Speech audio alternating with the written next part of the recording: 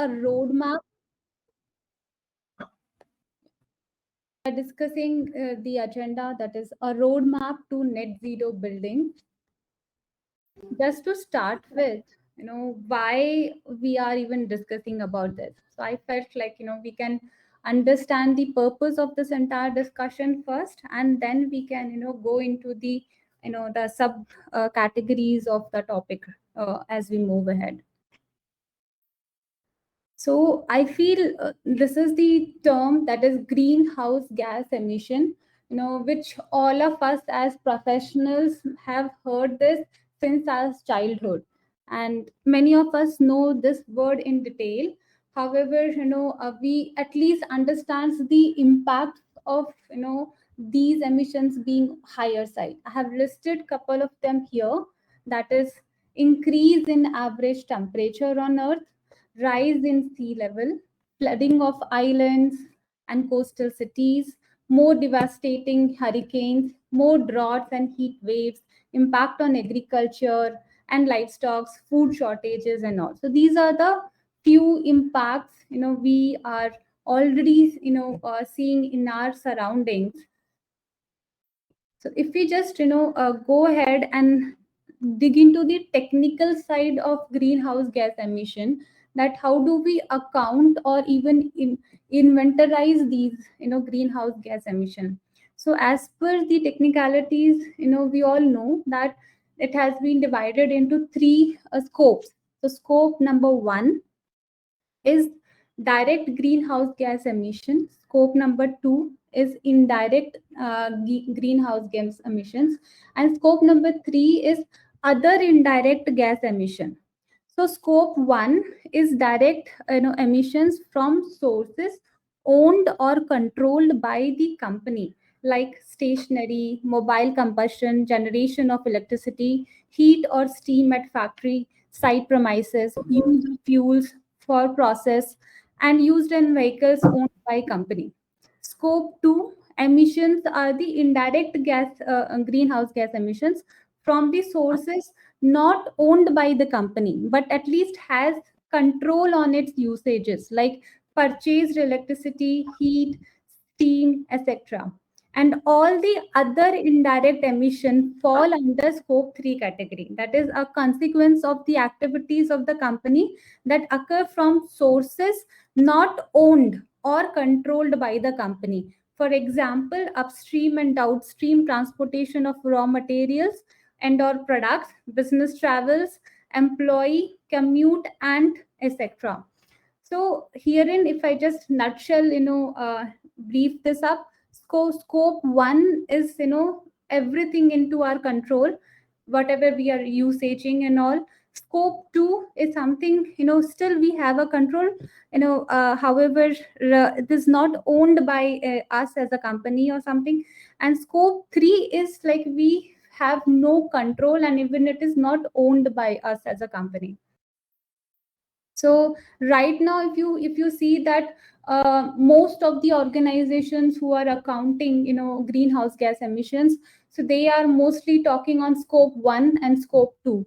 However, nowadays, even most of the companies have started scope three as well.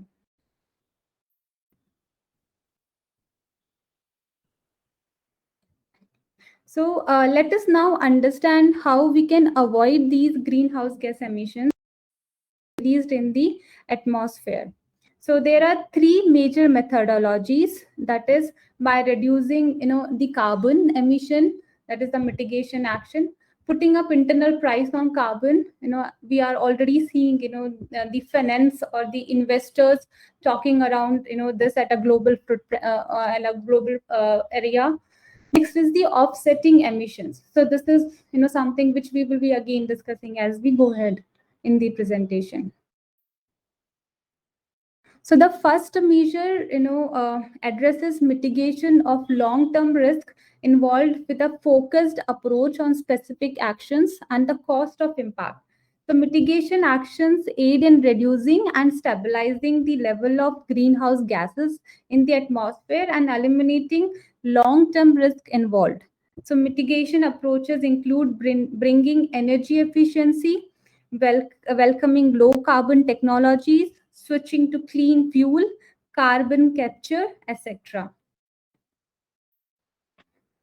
Now, few of the measures to reduce the absolute carbon emissions are reduction in fossil fuel usages for production activity. This can be even achieved by optimizing the process, increasing the process efficiency, use of low carbon fuels, increasing the efficiency of various process equipment, use of energy efficient equipment, change to cleaner source of energy like renewable energy sources, etc. So these are some of the measures using which we can reduce the carbon emissions. So now we understood the approach for absolute carbon emission reduction. Now here we will learn about mitigation approach through carbon intensity reduction.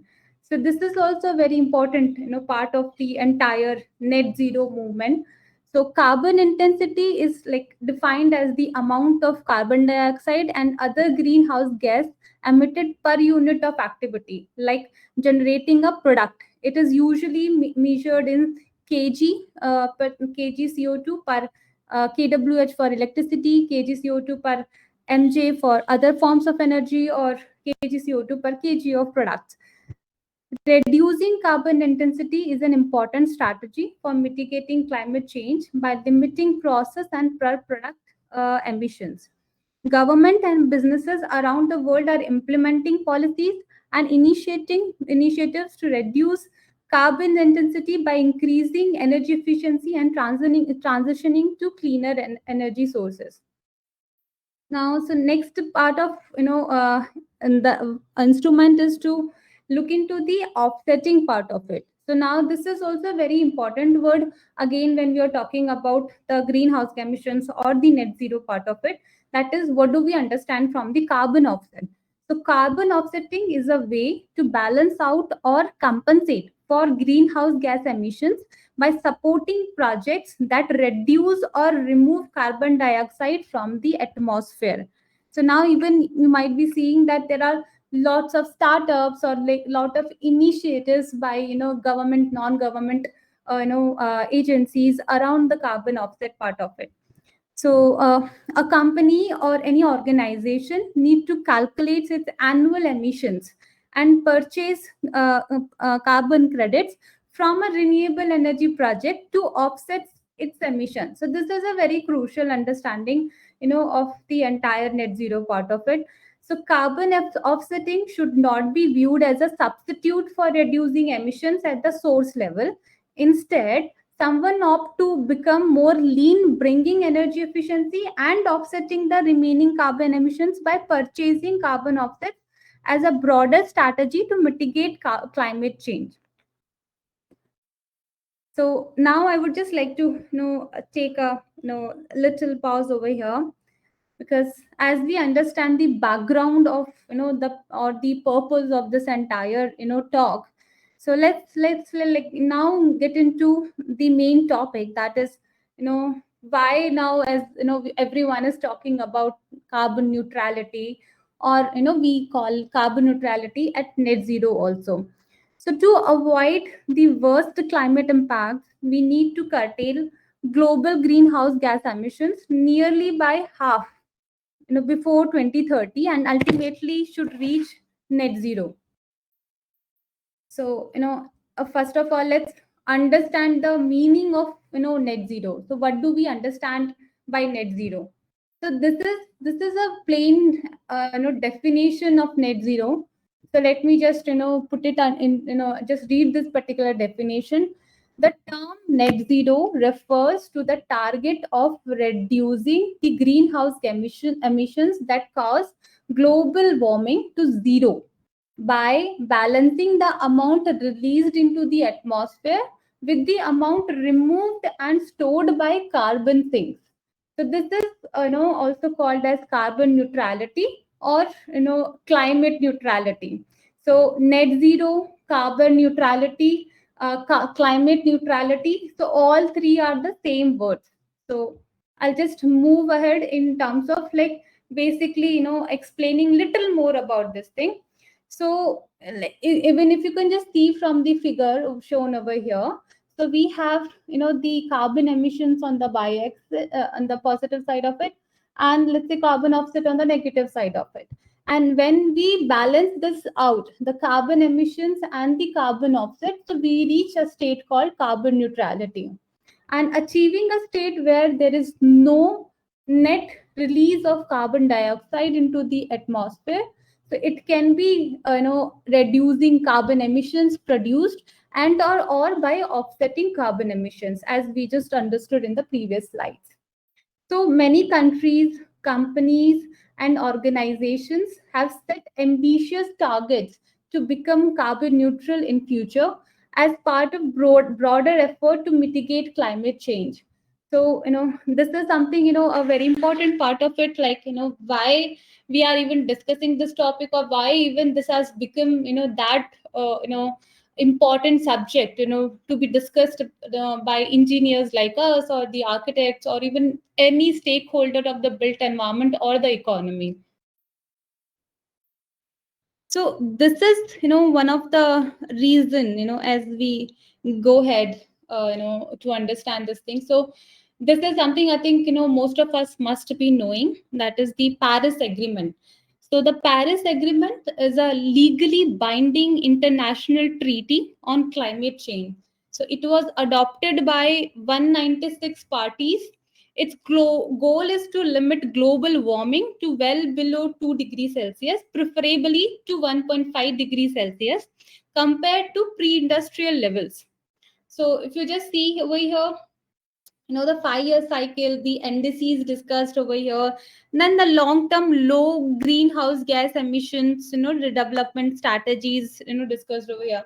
So all most of the companies, that is the 196 parties around it, have been following up, these agreement, including India, and fairly we were doing good around that. However, as we moved ahead, we understood, like, we went into the COP discussions, and then we made further commitments towards it. So before we get into it, like, let me just brief you, a little more around this. See, so how actually, like, we just discussed onto the Paris Agreement to, achieve the temperatures below 1.5 degrees, or to limit the temperatures, below 1.5 degrees. So how we actually can do that thing? So to achieve the temperatures below 1.5 degree, a roadmap was needed to be made to reduce the greenhouse gas emissions, especially the carbon dioxide. To achieve this, International Energy Agency, that is IEA, released a roadmap of achieving net zero by 2050. And if net zero by 2050 is not achieved, then the global temperatures will rise above 2 degree, and it will affect disastrously on the climate change. So this was the understanding, let's say around 2000, till 2015, 16, as or maybe much before that also. However, as we are, moving forward onto this, so I'll just give you a little roadmap to net zero 2050. So around this roadmap to 2050, what happened, like, despite the fact that the term net zero does not appear in Paris Agreement, many countries and governments have announced to become net zero in future. So according to IPCC, global net human caused CO2 emissions would need to fall by around 45% from 2010 level by 2030. So reaching net zero around 2050 to keep global warming to 1.5 degree. So the number of countries announcing pledges to achieve net zero emissions over the coming decades continues to grow. So International Energy Agency released a report on net zero by 2050, a roadmap for global energy sector. So the report is a comprehensive study of how to transition to a net zero energy system by 2050 while ensuring stable and affordable energy supplies, providing universal energy access, and enabling robust economic growth.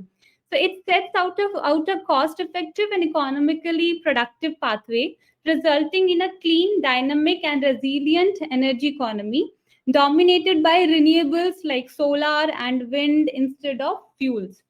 So by 2050, the total carbon dioxide emissions should be curbed to 0 gigatons in underlying sectors like the industry, building, power, transport, etc. So if you see, this is the decarbonization pathway. So in stepwise pathway to attain low operations as compared to present operations, in any building, specifically, let's say into the industries. So step one is operational improvement. So I feel like, this is something, a blueprint, we all, at Association of Energy Engineers, must be having it, or should be applying to all the processes or the projects we work on. So let's say, just to start with the step number one, that is the operational improvement. Step number two is resource efficiency. Let's say step number three, clean tech fuel switch. Step number four, on-site renewable energy. Step number five, on off-site renewable energy. Step number six, on transportation. Then working with supply chain. Then carbon offsets, and then the carbon capture. Yeah. So now this is, a little picture of where we stand, on our carbon emissions, at a global level. So India is the world's third largest emitter of world greenhouse gas emissions. So after China and US, but the per capita CO2 emission in India is much lower average.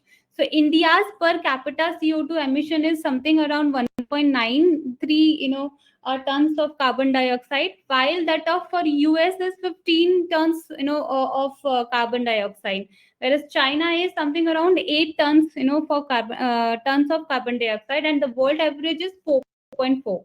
So India have adopted actually various strategies and initiatives to reduce down the emissions. So, if in the year, let's say in 2021 at COP26, so, the government of India committed for attaining net zero by 2070 via, their Panchamrit action plan. So the activities including in the Panchamrit action plan to attain net zero by 2070 were bringing non-fossil energy capacities to 500 gigawatts by 2030, fulfillment of 50% of energy requirements through renewable energy by 2030, cutting down net projected carbon emissions by 1 billion ton until 2030, bringing down the carbon intensity of economy by more than 45% by 2030, and achieving the target of net zero by 2070. So I would just like to take a, small pause over here. Uh, I hope everyone, knows about these commitments. And so, this is the star slide of our, presentation, that is specifically to understand the point number 5, that is India will achieve the target of net zero by 2070. And as I mentioned earlier, most of the countries, have committed to be net zero by so and so year, and as and we have committed to be net zero by 2070. Now what do we mean by,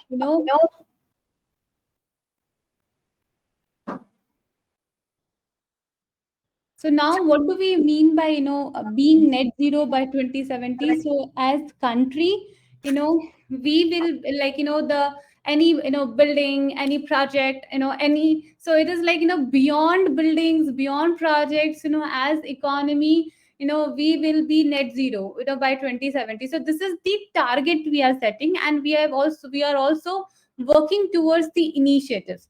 So in, when we talk about as a country, it includes, buildings, organizations, projects, a lot of things under that. So we are right now, let's say, focus on the buildings part of it. So if we just focus on, how do we become net zero, by 2070, so, and specifically just look into the building sector. So I'll give you a little facts around that. So this is sort of an average percentage. It can go little, here and there by plus minus, some number over here. However, the concept remain, or the average number remains same, that is the 40 percentage. So I'll just talk about it, that building sector is one of the highest emitters, responsible for nearly 40 percentage of the CO2 emissions. Now, decarbonizing building is our greatest opportunity to realize a zero emissions world. So this particular thing, gave us a lot of understanding that, we need to focus on the building sectors, as we all belong to the building stake, sector, or the stakeholders of it. So what actually we can do, around that? So first of all, to before we understand the responsibilities towards it, so we need to first of all understand the carbon, in the built environment or the buildings. So there are two types of, carbon in the built environment. So one is the embodied carbon.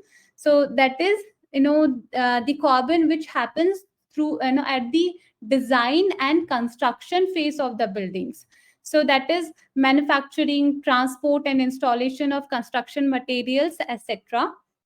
And the next type of carbon, is that is the operational carbon, which is usually around the building energy consumption. So we have to understand the difference, between these two. Another important part we need to understand from this is that the total carbon emissions, how much is the percentage, from this two types of it.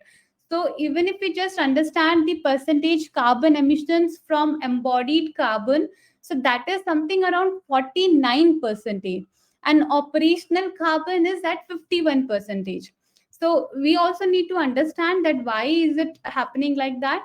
So even the when we talk about the operational carbon, so in the first 30 years of buildings operational life, 50 percentage of its total carbon emissions are still due to embodied carbon. So this is something, we have to understand, because as developing country, we have a lot to do even on embodied carbon. So most of the developed countries have very little scope on embodied carbon, and they just can look into the operational carbon onto, on that.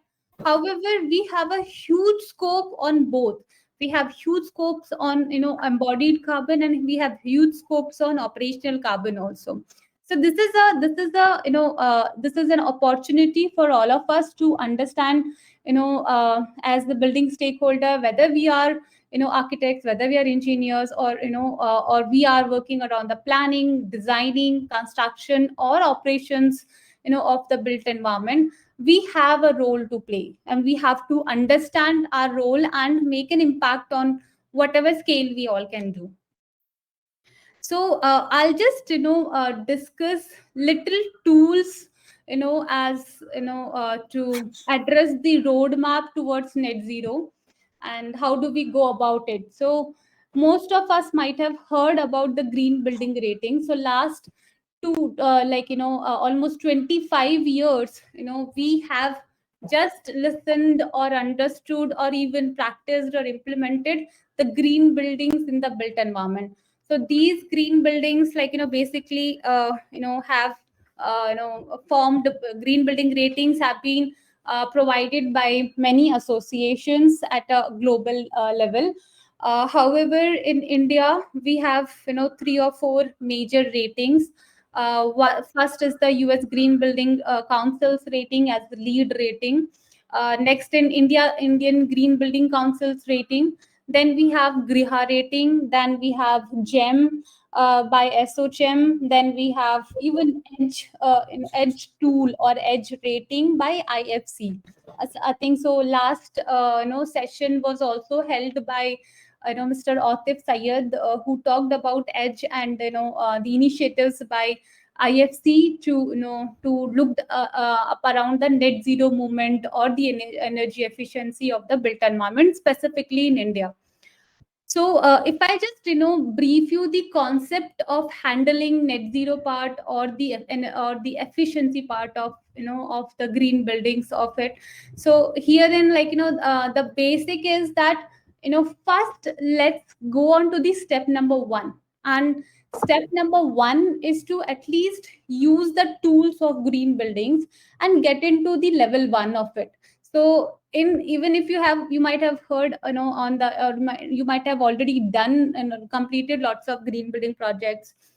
So herein, like, we have mandatory requirements, and then we have a tradable credit. So in any green building certification project, so the mandatory requirements are sort of mandatory, like it has no points to be given for that. However, for the, the tradable points, let's say, like an IGBC, or the lead ratings, and also we have, let's say, total 110 points.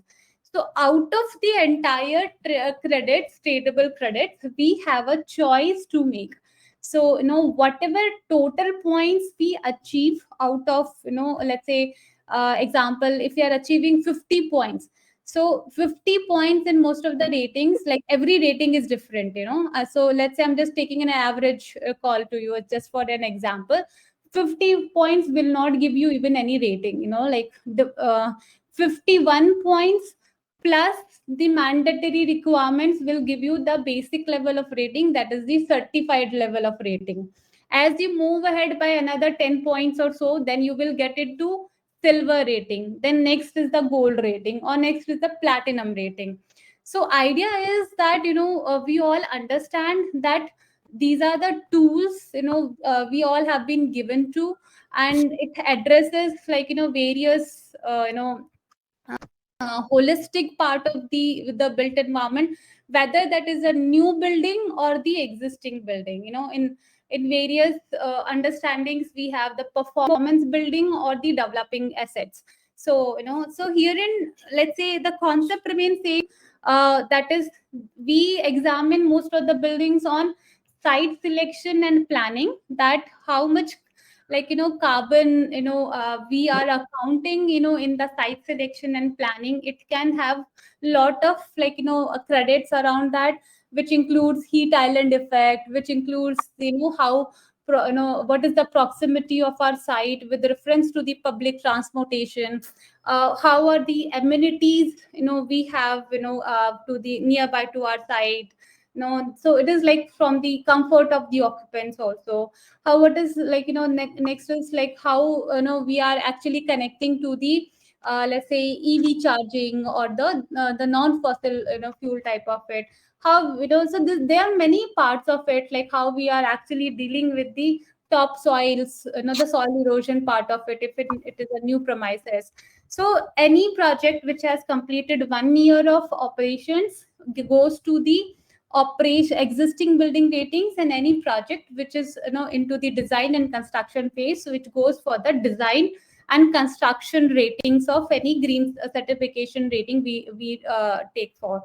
So next, again, the module comes on the water consumption conservation. So in water conservation also, we have a, mandatory requirements, and then we have some tradable credits into it. For mandatory, again, we don't get any points, and for tradable credits, we have a choice, with reference to our project's feasibility. We can, pick up certain points, or we can, lose over there. So for water conservation, let's say, on the, mandatory parts, we have rainwater harvesting, then we have certain water fixtures, water conservation to be, done as per certain requirements. So then we have, like, another parts of it, like how are we irrigating our landscapes. So it is like, it is just mapping around indoor and outdoor water conservation, around that, like if we have the STPs or ETPs around it, and if we are reusing, the STP water. So anything and everything around the water, part gets covered up into the green building part of it. Then comes the energy conservation, and energy, in most of the credit, most of the ratings, weighs the weighted at least around 25 to 33 percentage of the total weightage. So energy is, the one of the most important part of any green rating.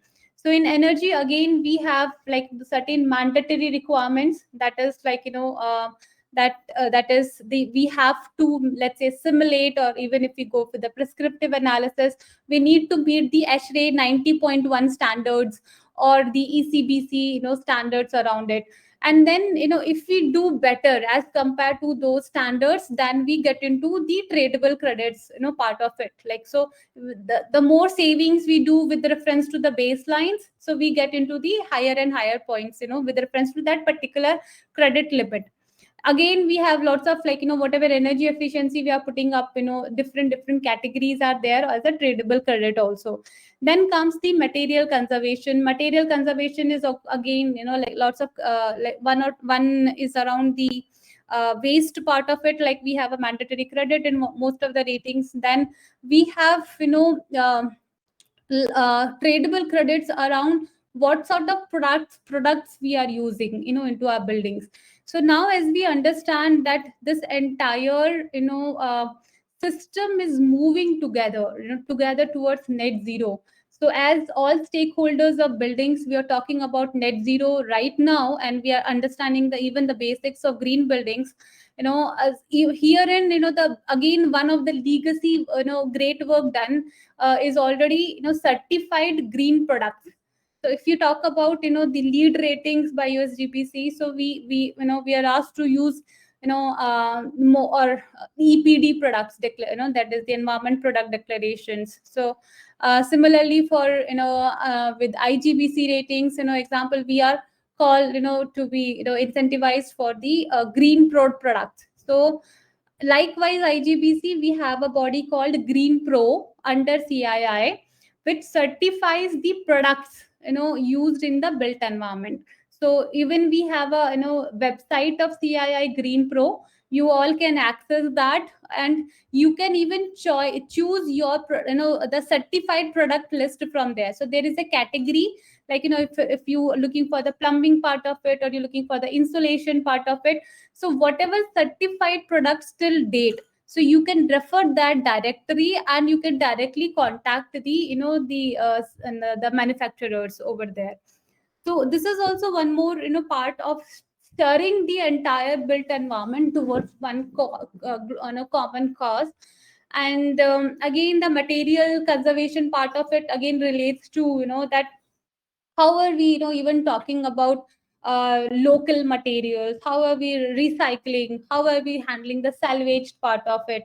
So these are the other few part of it. And next is the indoor environment quality and occupational health. So although all the green buildings mostly focuses on the resources, however, this particular module, gives lot of light onto the health and well-being of the occupants, because towards the end, we are making buildings for the occupants or the people who stay inside those buildings. So one of the mandatory requirement into indoor environment quality is the, the fresh air requirements. So fresh air, relative to the ASHRAE 62.1 standards. So although it is mandatory, as per the laws for most of the buildings. However, this particular credit again emphasizes on demonstrating whether those projects are, having this pressure. And as per my experience of handling like now 100 plus projects, under green certifications itself, so fresh air is still a very struggling topic, specifically in the existing buildings. Like, even if you take an interior project or, standalone buildings and all, there is always, most of the time, there is always a, work to do onto the fresh air requirements. And connecting to that, we even have an enhanced fresh air credit, that is a tradable credit, wherein we get certain points, to achieve, if we are giving a little add-on, fresh air over here. However, one point to be noted over here is, like, in the, just before module on the energy, we were talking about energy efficiency or energy conservation, which again relates to the heat load, if in terms of, let's say, if it is an air conditioned building. So, herein, if we provide more fresh air, again the heat load will increase, and the capacity of air conditioning and the operational cost of air conditioning, and hence the entire part of carbon will increase. So there has to be a balance, a balance between the inputs of the fresh air, and even the heat load part of the energy part of it also. So this has to go hand in hand, and has to be designed or operated accordingly. Then in indoor environment quality and occupational health, we also look into the thermal comfort. So as per, let's say, ASHRAE 55 standard, and so we talk about the thermal comfort survey of in the existing buildings, or even the many other ratings also we look part of it, that how do we connect to the thermal comfort of it.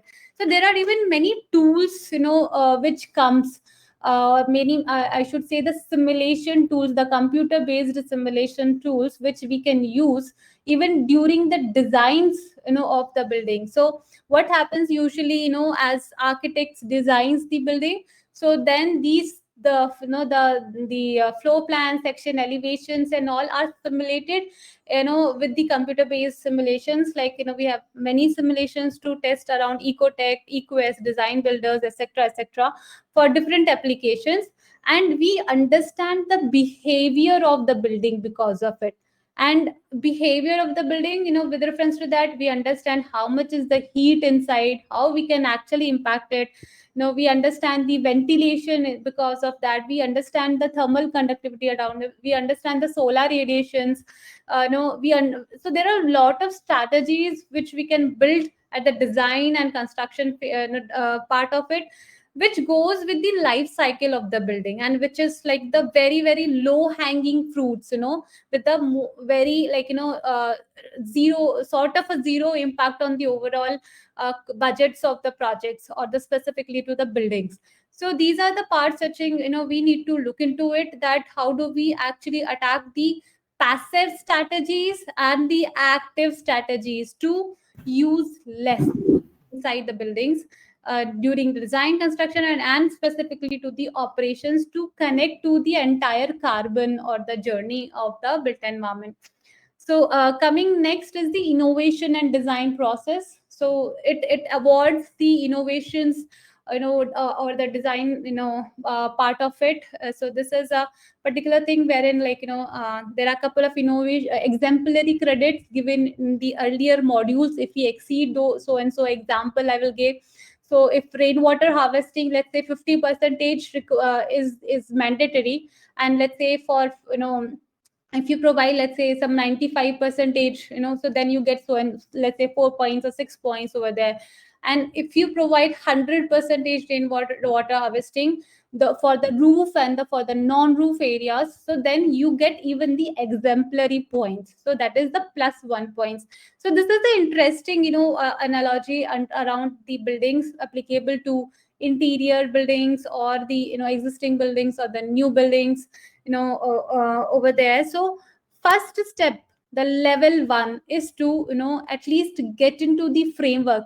I am not saying to certify mandatorily your projects. I am saying at least scale your projects, at least use these checklists. So these green ratings are available on the websites of the councils. You can go over there, you can get aware on that, you can get aware your entire team onto it, and benchmark your project. You could be great into it, so and so number, like some rating levels or so, at least. But use these checklists, use these tools to understand that how we can standardize the process, and how do we improve this process. Now the next level is that we all are talking about even the ESG part of it, the environment social governance reporting, which has got mandated for most of the listed companies, and SEBI has found, taken up the rules around it, and BRSR ratings, and now we have lots of frameworks, in the ESG coming up. Let's say GRESB rating. So they evaluate not only the the building part of it.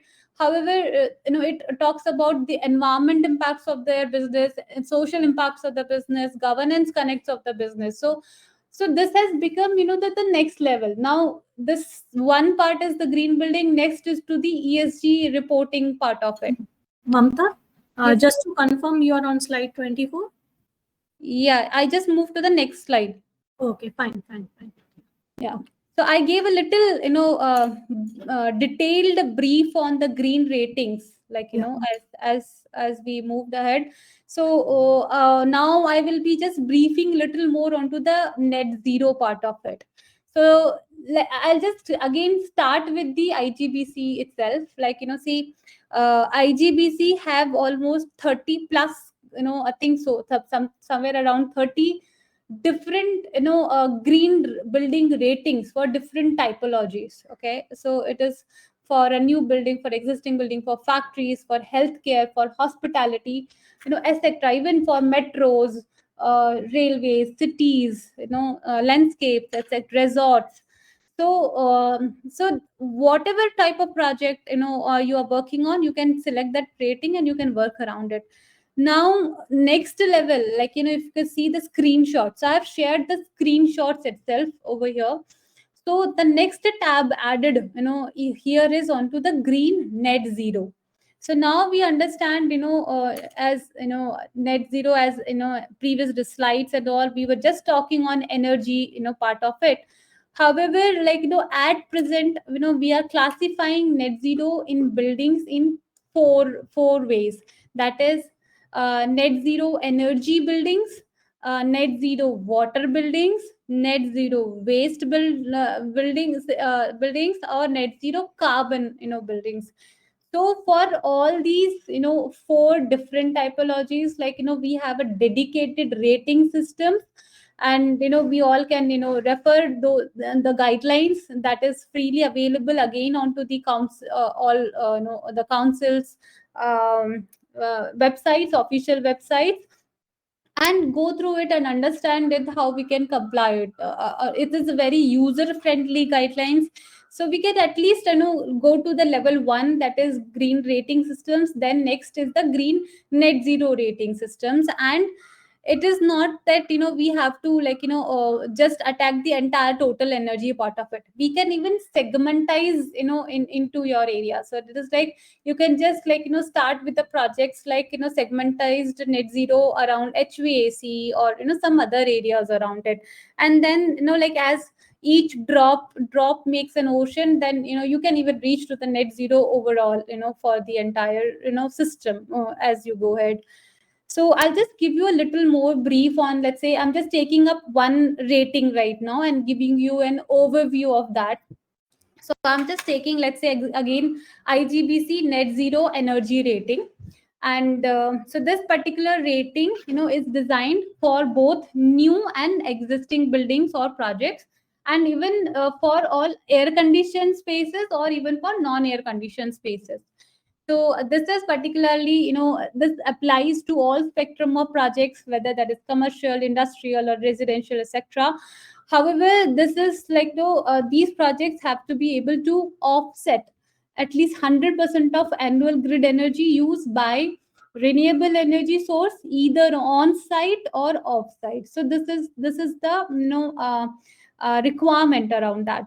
So these buildings, may include, no, but not limited to offices, banks, IT parks, shopping malls, hotels, hospitals, and all other spectrum of projects over here. And as I was just giving you, a brief on the each module, of the previous, rating. So herein also, like, we have similar way. Like, first is the main module as energy performance. And energy performance, again, we can demonstrate, around with simulation approach, wherein we make simulations, with the computer based technologies. And we put the baselines, and then we put up the proposed case or the actual case, and we compare, and how is the performance of the overall energy part of it, we understand from the building. Next is the prescriptive approach, wherein it is written dedicatedly, okay, for the energy efficient building and envelope, these are the, this is the terms and conditions we need to meet, in terms of glazing, in terms of, building envelope, and in whatever rest of the part. Similarly, for the air conditioning, lighting, appliances, and also this is also a sort of good handbook, even if we are not able to reach net zero as of now, at least we can try for the near net zero, or at least we can use it for a SOP, the standard operating practices, whether you are into the existing site or the new site. So have this handbooks around it. Next is to the renewable energy part of it, and then the thermal comfort or the indoor temperature and RH part of it. So similarly, as I just brief, on the tools for reaching net zero as a roadmap for net zero buildings, we have another USGBC, coming up with also the LEED zero ratings. And in LEED zero, again, the same categories. So LEED zero carbon, LEED zero energy, LEED zero water, LEED zero waste. For waste, even LEED has a dedicated rating. It is a true rating, so that is also corrected. So it is again, we reach to the best levels of the green ratings, and then we reach to the next, that is the net zero part of it. So again, I just wanted to mention about this particular organization. This is not about a marketing part of it. However, this is one of the organization again set by Mr. Mahesh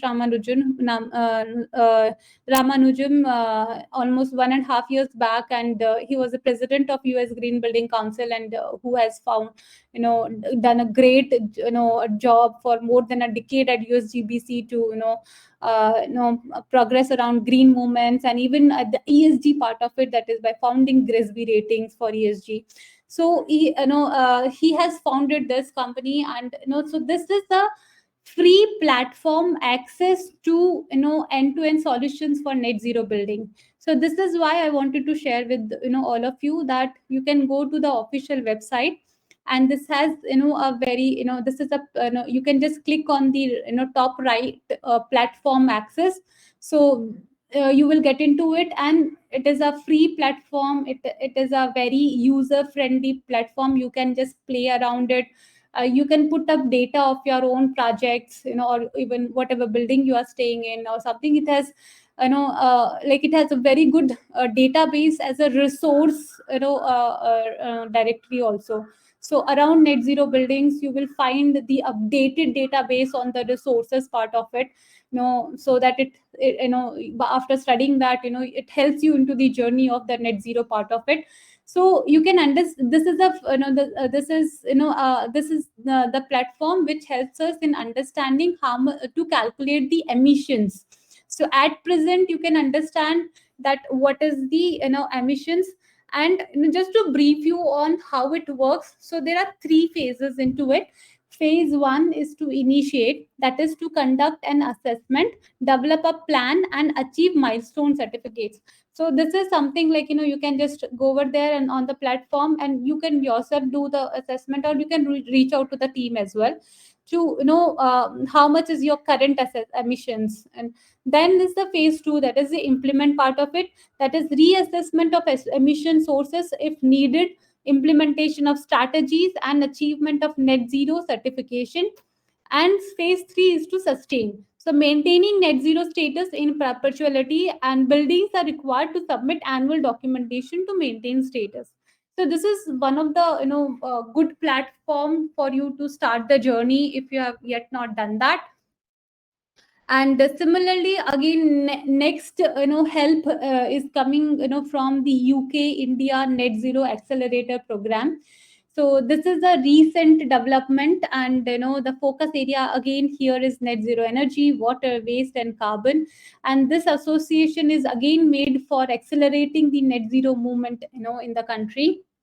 So this is the official website. You can take a screenshot of it. You can just run through that, and the details of it, and you can understand a lot more information, the sort of technologies help we are able to get from it, and the sort of cross country learnings we will be getting through it. So that is something a tool to be looked up at. So I'm just towards the end of my presentation now, and with that, like I would like to give little facts from the World Green Building Council. And even World Green Building Council is working with many green councils of different countries across the globe, and they have launched this advancing net zero program.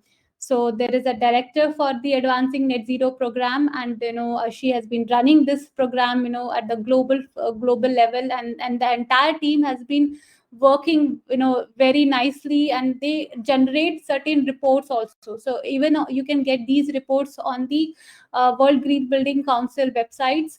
And one of the report, I'm just the facts I'm just sharing on, or also the numbers from the latest 2023 report. So if you see, that is already 856 number of buildings certified by green building councils as operating at net zero. So 856 is a good number, and we even at India we have now more than I think 120 net zero buildings, starting with the headquarters of IGBC at Hyderabad itself, and a lot of projects in Mumbai, as Godrej building, and a lot of good projects we have in different categories, not only into the commercial but different categories, like but predominantly it is moving to with commercial part of it.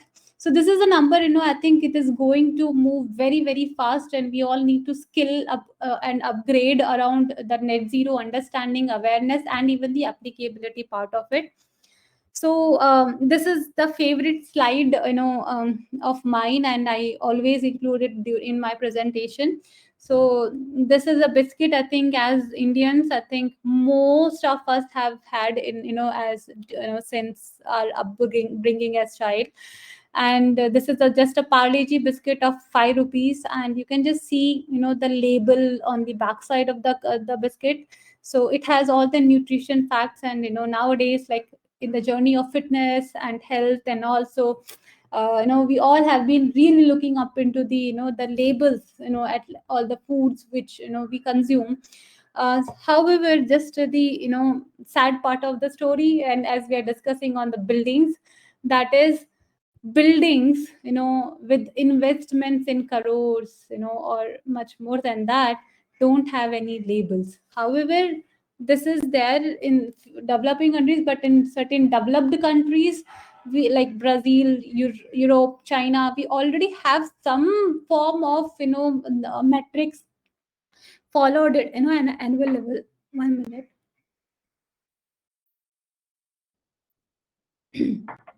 Sorry. So what I believe is, knowledge, knowing is not enough, we must apply. Willing is not enough, we must do. So thank you so much for patient hearing. It was good to be a part of this platform. Thank you. Great. It was a very interesting session. And now let's go to question answer part. And before I open the floor, I have one question. Like with so many platforms coming in, so how I mean, how do we choose? Like as a building, there's a particular building. Yeah. So how do we choose the platform to which to go for certification? So it's a very nice, question, ma'am. And actually, I was attending one of the event in March this year, and the session was again on net zero and ESG and decarbonization. And one of the leading companies in India, have been was presenting over there. 1 minute.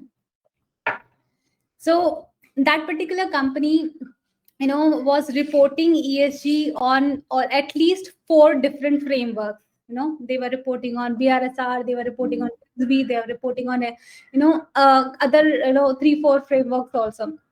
So I asked them that, at let's at least in India right now, most of the companies are still struggling to understand what is ESG, and can we they go for it, or even they go for it, like they have lots of ifs and buts around it, and they are going for 1 or 2 ratings, maximum 1 rating. They are just starting. What is encouraging you to go for not only 1, you're going for 3 or 4 ratings?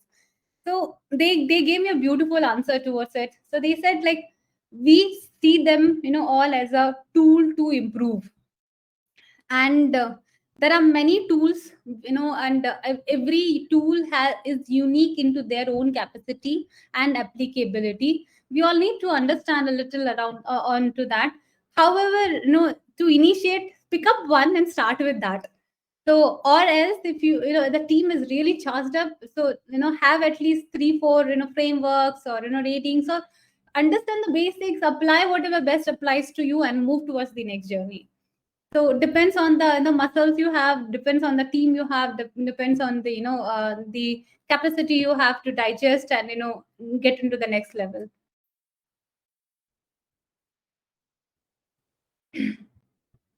Hi, your voice is muted, ma'am. Yeah.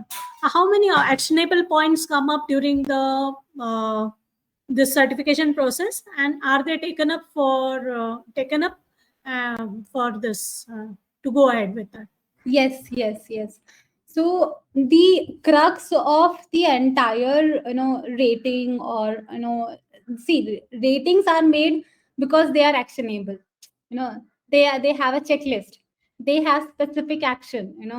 So this you do, you get point. This you don't get point. So these are actions, to be implemented during design, construction, or even the operations part of it. So this is the beautiful, designed framework, which we all can use as in actions, as rating tools. Next level is to even to get into the ideal, to the strategy part of it. Let's say if you already have some green, building footprint into your organization, and let's say you have already reached to platinum, what next? You're already reporting to the ESG part of it. So then I talked about one or two associations who is actually helping us to end-to-end solutions on net zero. So one is to understand that what are the strategies we can make onto the net zero plan. We put up a target that, okay, we as company, like, we will be net zero, let's say by 2025. That is like being said or committed by most of the companies around us nowadays. So herein we set, when we are talking about net zero plan and we are setting up a timeline against it, we are again strategizing the strategies we will be implementing. So we will be, on the energy part of it, let's say we will be taking so and so actions. If we are talking about waste part of it, how do we, if we just part of waste, we want to be net zero, how, what sort of waste we are coming, we are having, what sort of segregation we are having, what is the plan, it is going to, how we do reduce it from going to the landfill. So this is a entire study, of putting up a blueprint, putting up a actionable plan, and then implementing it. So this is the three-way process, I as I covered up towards the end of my presentation. Great. Yeah. So now the questions from the audience. You may raise your hand so that I can even allow you to talk.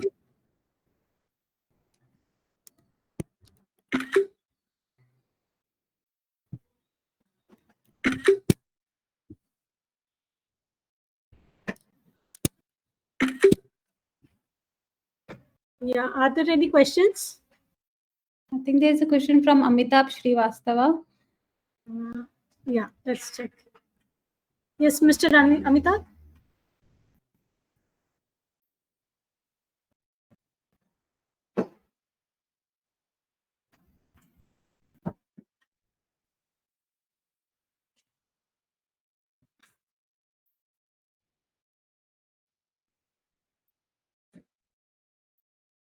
Another question we have from Mr. Vijay. Yeah, please. Mr. Vijay.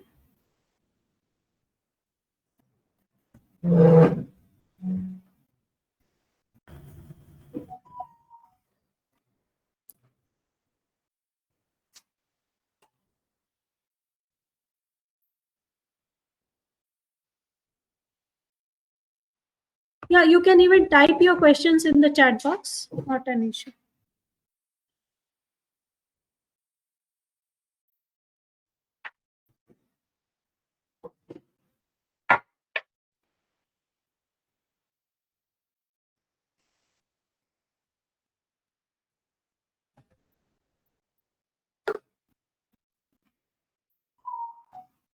Yeah, because there's a problem, and I'm not able to enable the talk for Mr. Vijay.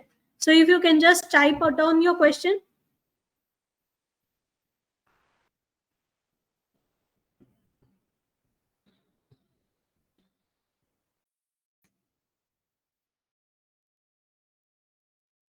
There are, I think your session was very much explanatory, and that is no questions. Yeah. Anyway, it was a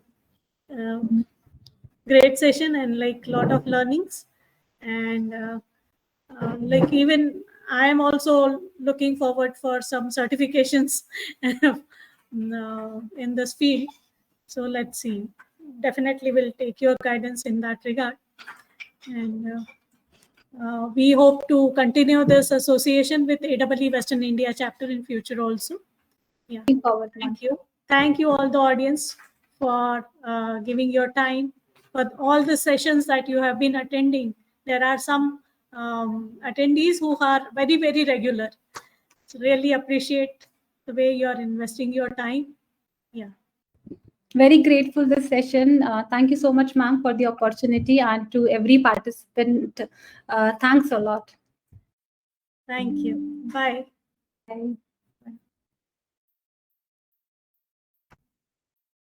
Yeah, Mamta, if you have not left, there are some questions. Can we take up? Yeah, sure, ma'am. Yeah, Mr. Abhitabh Srivastav questions is, how can we reduce embodied carbon in the building? Embodied carbon in the building, talks about the selection of materials. We have, the usage of, technologies we are having during the design and construction. The so everything, during the design and construction part of it, deals around the embodied carbon. So whatever sort of energy we are using, over there. So it talks about, from the entire, part of it, like how we are sourcing it, how we are, using it, and how we are even putting up for the project, or the operation time, team of it. So number one, area which we can look up into it, responsible procurement. So whatever materials we are selecting, it has to be a strategic part of it. Number one, it could be a local materials, it could be sourced or manufactured in certain category, kilometers, we define. So over there. So then, again, next part of it is like, what, if it could be a green certified product. So I'm just sharing a very, direct actions to all of you right now, the topmost which is coming to my mind right now. So next materials which we can use is already certified products, let's say green products, so green pro certified products by CII, or even the EPD products. So because that has already gone through the assessment of, how, what is the, the cradle to cradle analysis of it, or what is the life cycle analysis of it, how, what is the impact of them on the environment, and the overall emission part of it. So by using those products, we all can again, be a part of it. Next is like, the embodied carbon part of it is again understanding the passive and active side of it. So the architects and MEP put together, can also again work on different simulation tools, take out the behaviors of the site, and accordingly make decisions, which is connecting to the life cycle analysis, of the, project. So just to start with, like, when we again talk about decarbonization of construction projects, we start with the life cycle analysis, tool. So there is again a software which helps us to and do the life cycle analysis. Again, out as an outcome, we, let's say, pick it up, the big ticket items, let's say steel, or cement, or something around it. So then we pick it up, and then go ahead, the big ticket items, like how we are actually talking about the embodied carbon reduction towards it. I hope it answers, Mr. Amitabh. So there is no end towards it. This is just a process of decarbonizing, going on, starting up in the industry. However, we have a long way to go ahead. Thank you. And another question is from Mr. Raman Ranganathan. I did one project for industry about 5 years back. They got platinum. What is final benefit to that company? Okay. So, see, right now, we are not in a position to even talk about benefit. There are 100%, there are certain tangible benefits. Let's say, I'll put the benefits around reduction in energy cost, reduction in water cost, reduction in the cost around the waste part of it, or the putting up to the landfills part of it. So there are many, a tangible cost of it, or and even to the intangible part of it, like you are having your business connects in terms of marketing, or in terms of many other credibility statements over there, that let's say if you are listed onto the the particular websites, or if you are as a product, or as a building, as a factory, or if you are certified, so then you come into the, let's say, the scope 3 category of the GSG emissions of it. So the people dealing with you, the source, the entire supply chain, so they would like to connect with you. Another part of it is like, right now, let's say, when we are talking about net zero, ESG, green and all, so we are getting a lots of incentives also. So there are many incentives, which we get from the banks, and even the investors. So the global investors, or in Indian investors, so they all are looking into the investments, or the funds they are disbursing in markets, looking up onto the inventories or the assets which are green. So so that is how, like, even if you are conventional, slowly you're going out of the business. If you are not modifying, or you're not changing, towards the the green part of it, or the sustainability part of it, slowly it goes out of things. So if you have a building certified 5 years back, please look into it. If needs recertification, so you can just look into it, that how you can talk about the strategies you had put then, how is it performing right now, how can you connect it with the KPIs of your team over there, how can you again connect back to the overall outcome performance on the environment, or the ESG statements over it, how can you translate it to the marketing part of it, to be shared with your sales team, or the business development team, or to your end clients, because everyone understands sustainability nowadays. So 101%, the effort doesn't go vain. It will be useful, as per your business case, over there. So I always say this: sustainability or green makes business sense. So this is something for you. Yeah, makes sense. Yeah. Thank you, Mamta. Thank you so Thank much, you ma'am. for answering even so late. Anyways. Thank you so much. Thank you. It was One really more question a good about, experience. yeah, there's one more. Is there any incentive from government? Yeah. So there are right now for net zero, there is no incentive. For green buildings, yes, we have incentive. So you can log into IGBC official website, or any council's website, Griha website or something. You have a dedicated tab over there, that the green building incentives or something, or over there you can type in over. You can log in, and let's say, with different states are giving different type of incentives. Let's say, you know. In Pune, Pimpri Chinchwad area, or PM, so they are giving certain rebates, around the FSI area. So if you are, let's say, 7 star, sorry, 5 star, or platinum certified, so you get 7% additional FSI. Then if you're gold or 3 stars, so then 3 star Griha, so you get some 5% additional FSI. If you are silver or 2 star or something like that, so then you get I think 3% additional FSI. There are again certain tax benefits on the property tax benefits. So it is like Kolkata has, Haryana has, certain part of Maharashtra has. So there are some incentives, applicable around the different green building ratings.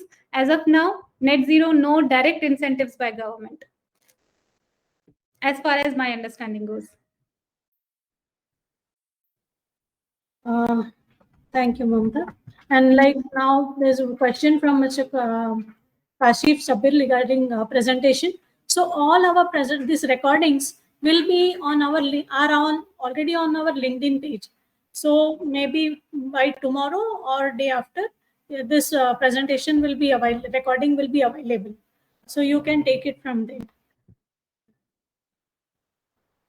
So our LinkedIn page is AWWI.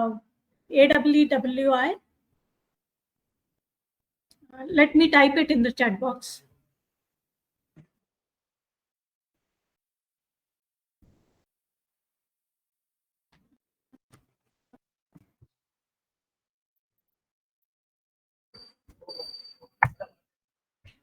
AW Western India chapter.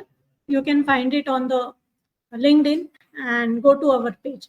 All the previous recordings are available there. So it's a great resource. That page is a great resource now. Yeah. Thank you so much. Thank you for your patient listening and attending this session.